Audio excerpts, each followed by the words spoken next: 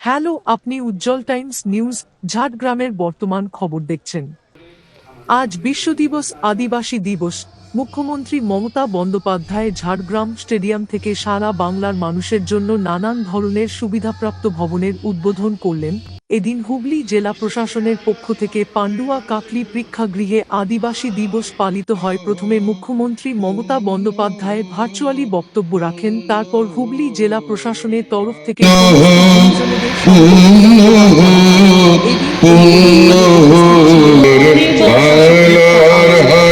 বাংলার বোন, বাংলার মাঠ, বাংলার ঘর, বাংলার হাট, বাংলার বোন, বাংলার মাঠ পূর্ণ হোক, পূর্ণ হোক, পূর্ণ হোক, এক হোক, এক হোক, এক হোক,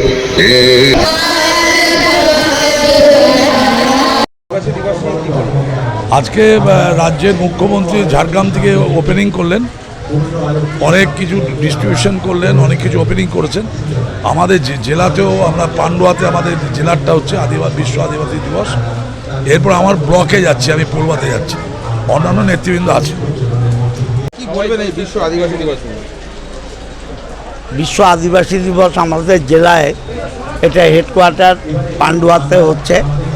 আমরা সমস্ত আদিবাসীর মঙ্গল কামনা করি এবং বাংলার মুখ্যমন্ত্রী মমতা বন্দ্যোপাধ্যায় ঝাড়গ্রামে ওপেন করেছেন আদিবাসীদের পক্ষে। আজকে তো বিশ্ব আদিবাসী দিবস এবং বিশ্ব আদিবাসী দিবসের সাথে সারা পৃথিবীর সাথেও আমাদের ভারতবর্ষে, মূলত আমাদের পশ্চিমবঙ্গে মাননীয় মুখ্যমন্ত্রী মমতা বন্দ্যোপাধ্যায়ের উদ্যোগে সারা বাংলা জুড়ে এই দিবসটি পালন করা হচ্ছে এবং ঝাড়গ্রামে মুখ্যমন্ত্রী নিজে উপস্থিত থেকে এই দিবসটি পালন করছেন এবং বহু সরকারি প্রকল্প তিনি সূচনা করলেন ঝাড়গ্রাম থেকে। এবং আদিবাসী সমাজের জন্য, ডেভেলপমেন্টের জন্য রাজ্য সরকার যে যে কাজগুলো করেছে সেগুলো তিনি সবিস্তারে ব্যাখ্যা করেছেন। আমাদের এই পান্ডুয়াতেও হুগলি জেলার আদিবাসী দিবসটি পালন করা হচ্ছে আজকে। এখানে সকলেই রয়েছেন এবং মন্ত্রী বেচারাম মান্না, জেলা শাসক, এমএলএ অসীমা পাত্র, অরিন্দম গোই, অসিত মজুমদার সহ সুবীর মুখার্জি সহ সমস্ত জনপ্রতিনিধিরা থেকে এই দিনটা পালন করা হলো।